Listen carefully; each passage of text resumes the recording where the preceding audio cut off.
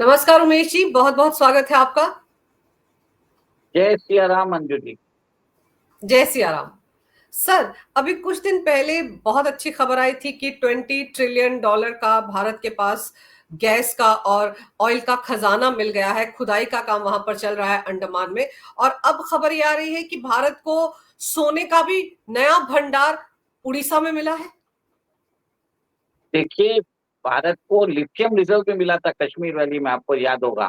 तो मतलब भारत का भू विभाग जो है, भारत की धरती जो बोलते हैं सोना उगलती है, हीरे उगलती है। तो अभी आप देख रहे हैं कि सब जगह से अच्छी खबरें आ रही है। $20 ट्रिलियन का हमें एक तरह से ऑयल एंड गैस रिजर्व मिल गया है। लिथियम का वर्ल्ड में थर्ड लार्जेस्ट डिपॉजिट्स के रिजर्व मिले हैं कश्मीर में। और उड़ीसा के अंदर जिस हिसाब से उड़ीसा के अंदर जो मिनरल्स माइंस के मिनिस्टर हैं, उन्होंने बोला है कि उड़ीसा की 4 डिस्ट्रिक्ट में उनको कंफर्म डिपॉजिट्स मिले हैं गोल्ड रिजर्व्स के। और बताया जाता है कि और 10 डिस्ट्रिक्ट्स में पोटेंशियल है। तो इसके हिसाब से वहां पे गोल्ड रिजर्व्स की मात्रा शायद और भी ज्यादा हो सकती है। और सिर्फ उड़ीसा में नहीं, छत्तीसगढ़ में भी चालू हो चुका है।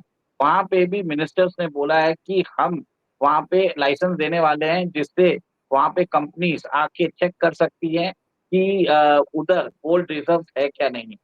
और सोने पे सुहागा ऐसा है कि आप लोगों ने सुना होगा कोलार गोल्ड फील्ड्स के बारे में, केजीएफ मूवी के बारे में। जो आपने देखा होगा कि मूवी का पार्ट 1 और पार्ट 2 आया था, जिसके अंदर खदान, गोल्ड की खदान की बात की गई थी।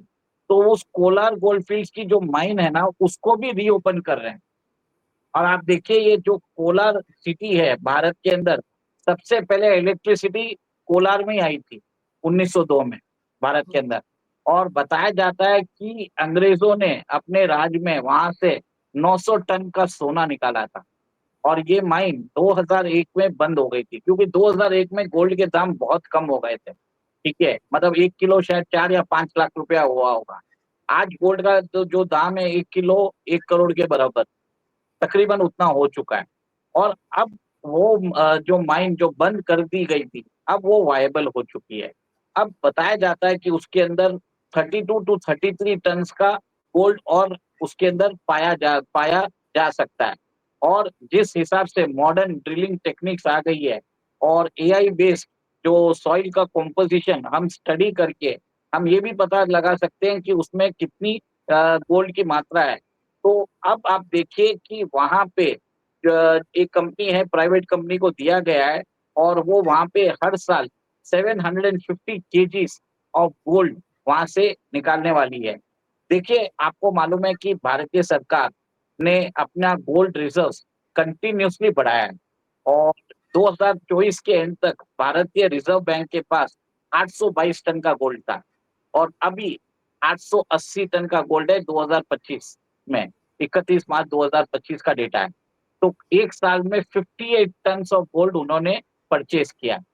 और वो तो छोड़िए, आजादी से अभी तक जितने भी कन्फिस्केटेड गोल्ड हमने मिले हैं, जो हमने तस्करी से लिए हैं, लोगों ने एयरपोर्ट में अपने बदनों में छुपा के लेके आए, या कोई भी तिकड़म लगा के आए, उस सब गोल्ड को भी एक तरह से उसको कन्फिस्केटेड जो गोल्ड है, उसको भी भारतीय सरकार ने डिसाइड किया है कि उसको रिफाइन करके उसकी एक ब्लॉक्स बना के आरबीआई को दे देंगे।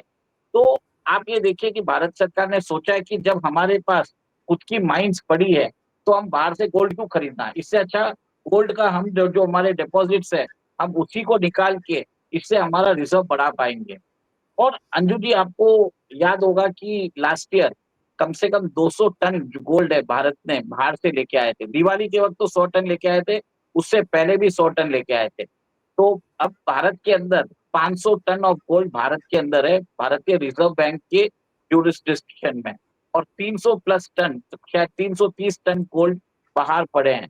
तो उसको भी भारत सरकार एक तरह से उसको भी बाहर से लेके आने की कोशिश कर रहा है। और अंजू जी, एक और एक चीज मजे की बात देखिए, जैसे भारत गोल्ड मंगाना चालू किया है, उसके बाद जर्मनी और इटली ने भी बोल दिया है अमेरिका को कि हमारा गोल्ड हमें वापस दीजिए। जर्मनी के 1230 टन के गोल्ड जो अमेरिका के मैनहट्टन में पड़े हैं, उसको वो जर्मनी मांग रहा है। 700 टन इटली के जो मैनहट्टन में पकड़ पड़ा है, वो भी वापस मांग रहा है। तो सब जगह central banks across the globe are keeping the reserves of gold with them. इसका मतलब क्या है कि गोल्ड जो होता है is a hedge against inflation. जब भी इन फाइनेंशियल सिस्टम में कोई प्रॉब्लम्स आता है तो गोल्ड एक तरह से स्टेबलाइजेशन फैक्टर होता है। अभी आप भारत का जो गोल्ड रिजर्व है 880 टन का गोल्ड है। जो हमारी जो विदेशी मुद्रा है वो है अराउंड $700 बिलियन के आसपास कुछ है। तो बताया जाता है परसेंटेज ऑफ गोल्ड रिजर्व जो फॉरेन एक्सचेंज में है इट इज 12%। और पिछले 3 साल से बताया जाता है कि central banks have been continuously buying gold. 1000 tonne gold हमेशा वो लोग बाई करते जा रहे हैं।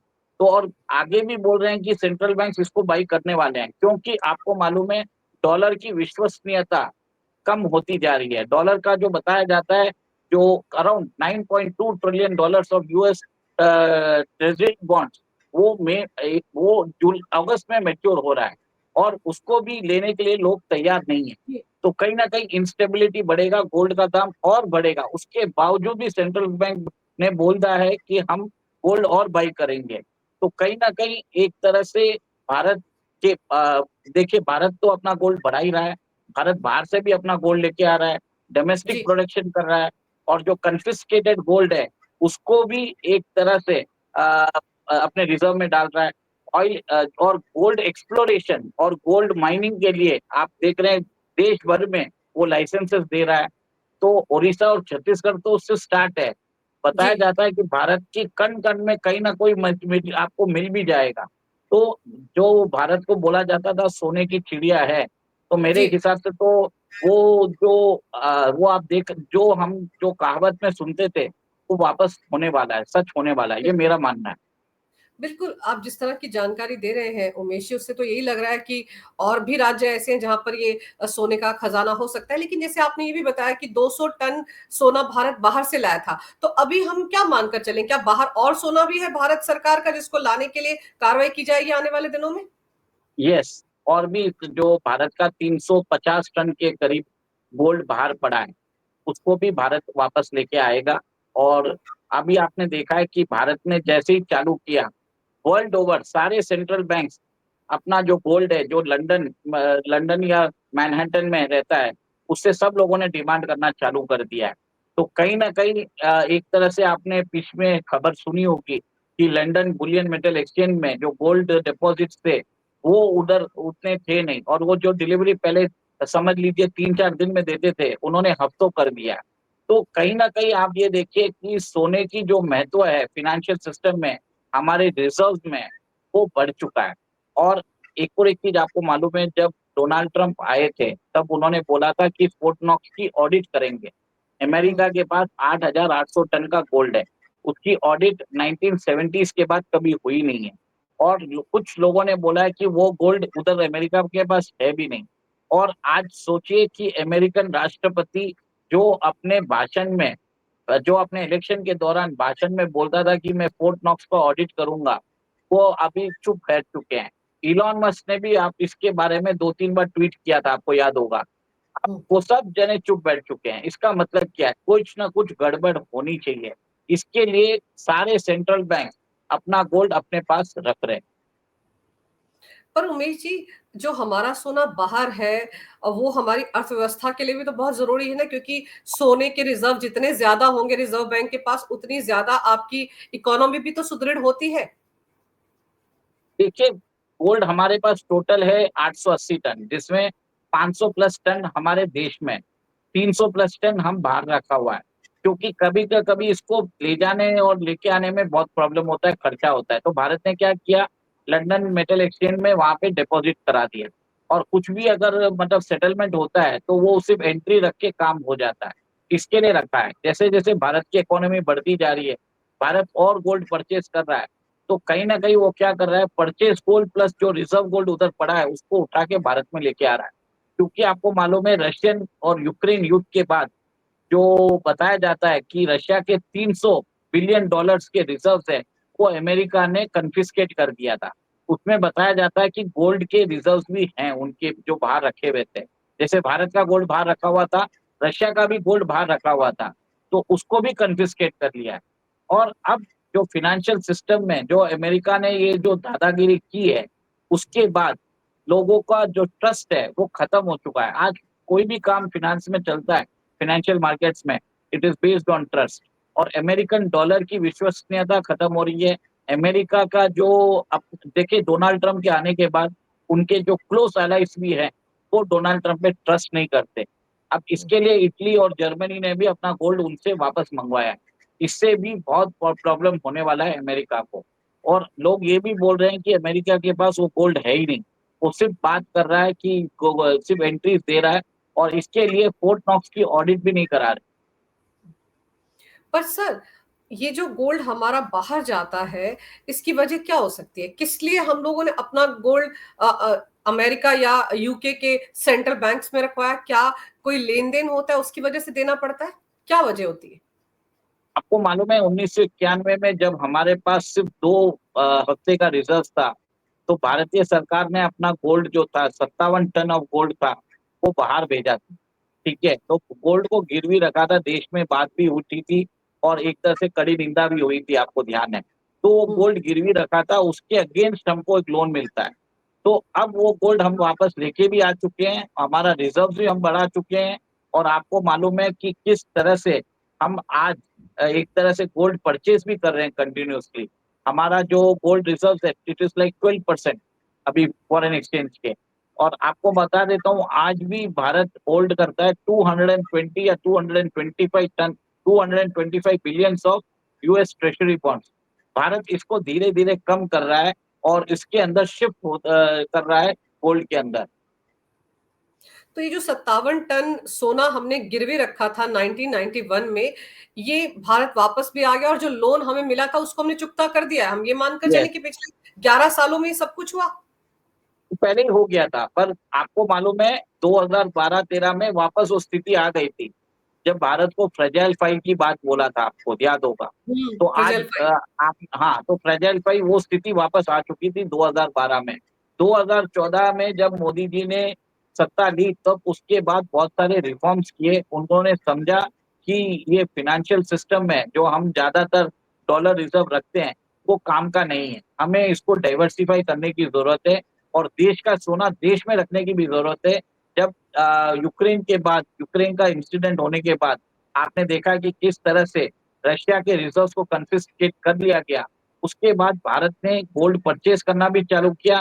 विदेशों से जो गोल्ड था हमारा वो वापस भारत भी लेके आ रहे हैं, दोनों काम कर रहे हैं। और थर्ड, देश के अंदर भी उन्होंने माइनिंग चालू करवाई। माइनिंग मतलब extraction and exploration of gold mines वो चालू कराई। और हमारी जो कोलार गोल्ड फील्ड्स है जो बंद हो गई थी उसको भी चालू करा रहे हैं। 750 किलो गोल्ड का हमको पर ईयर हमको देखने को मिलेगा।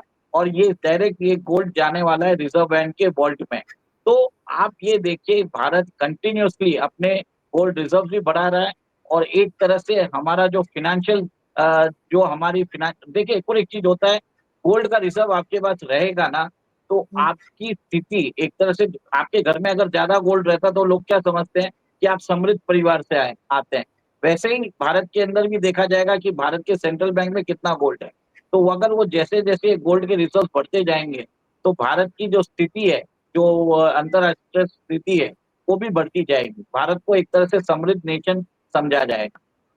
सोने की चिड़िया समझा जाएगा। लेकिन सर ये बताइए कि जैसे आपने कहा ना कि जर्मनी और इटली ने भी अपने सोने के रिजर्व जो है वो अमेरिका से मांगने शुरू कर दिए, लेकिन कहा जा रहा है कि वो मैनहट्टन में है ही नहीं। तो सर उसका अमेरिका ने क्या किया होगा?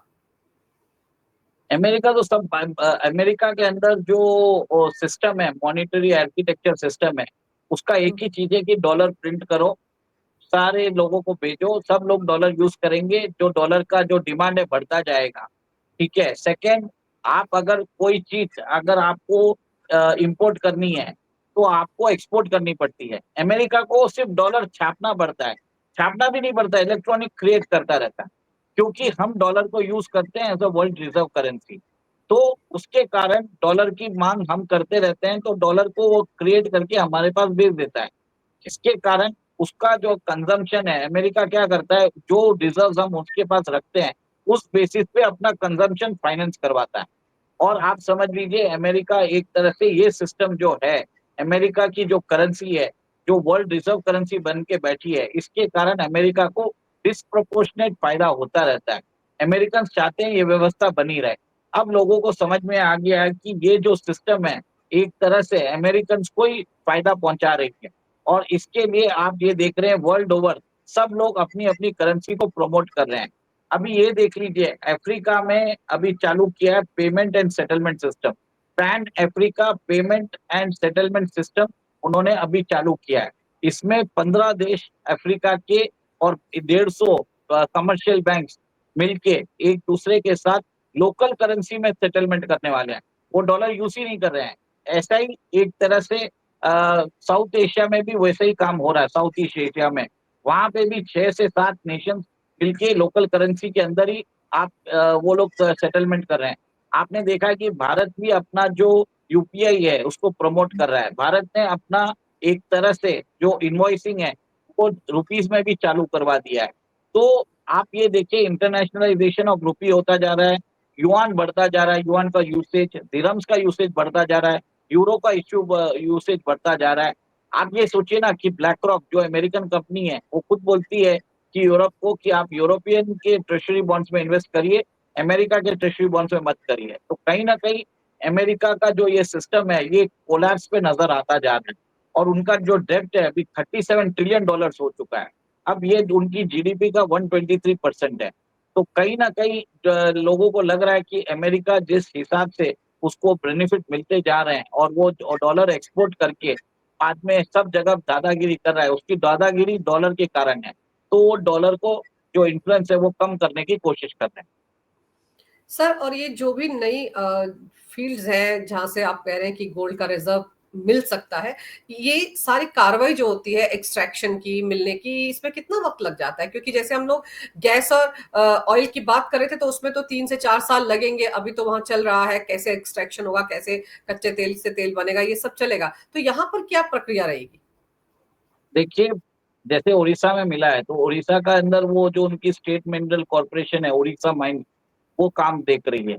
तो कहीं ना कहीं मेरे ख्याल से अभी जैसे बीजेपी गवर्नमेंट दोनों जगह है, स्टेट में भी है सेंटर में भी है, तो कहीं ना कहीं मेरा मानना है कि जल्दी होना चाहिए। जो अगर कांग्रेस रेजिम होती तो ज्यादा टाइम लगता, बट जिस हिसाब से आप ये देख रहे हैं कि काम होते जा रहे हैं देश के अंदर, चीजें मिल भी रही हैं। पहले पड़ी थी, लोगों को मालूम था, पर काम होता नहीं था। अब वो लोग देखने के लिए भी रेडी नहीं रहते थे। जैसे आपको मालूम है इंडस वाटर ट्रीटी में हम देखते थे पानी उनको देते थे और हमारे लोगों को भूखा मारते थे, पानी नहीं मिलता था। अभी हमने उसको बंद कर दिया, ठीक है। वैसे ही सबको मालूम था कि अंडमान में के अंदर भी $20 ट्रिलियन का तेल हमारे पास पड़ा है, पर कोई भी रेजिम उसको ले छूना ही नहीं चाहती थी, देखने का भी उनको मन नहीं करता था। मोदी रेजिम ने आके उसको एक तरह से उसके अंदर जो भी रेगुलेटरी प्रॉब्लम्स थे सबको हटाया, फिर अभी उधर नई लाइसेंसिंग पॉलिसी लाके वहां पे एक्सप्लोरेशन चालू किया है। अब एक्सप्लोरेशन के साथ एक्सट्रैक्शन भी चालू करेंगे। अब ये जो यहाँ पे भी आपने देखा है कि उड़ीसा के अंदर वहां पे भी बताया जाता है कि वहां पे एक्सप्लोरेशन हो चुका है, अब उधर एक्सट्रैक्शन होने वाला है। और देखिए उसके अंदर तो आपको एक तरह से टेक्नोलॉजी चाहिए, किसी भी प्राइवेट कंपनी को बुला के आपको टेक्नोलॉजी लेनी है और उसको करना है। और अंदर मेरे हिसाब से साल या 2 साल के अंदर मैक्सिमम चालू हो जाएगा। चलिए, उम्मीद करते हैं सर, जो प्राकृतिक संपदाएं हमारे देश में छुपी पड़ी हैं, जिनकी तरफ किसी सरकार ने ध्यान ही नहीं दिया, कम से कम मोदी सरकार के आने के बाद उनको ढूंढने का काम तो शुरू हुआ है। बिल्कुल। और बहुत जल्द 2 साल में आप कह रहे हैं कि वहां से भी जो खजाना छिपा हुआ है गोल्ड रिजर्व का, वो भी मिल जाएगा। सर, आपने इस विषय पर बहुत ही विस्तार से जानकारी दी, मेरे लिए समय निकाला, आपका बहुत बहुत धन्यवाद। नमस्कार। भारत माता की जय। वंदे मातरम। जय श्री राम। जय सिया राम। जय सिया राम।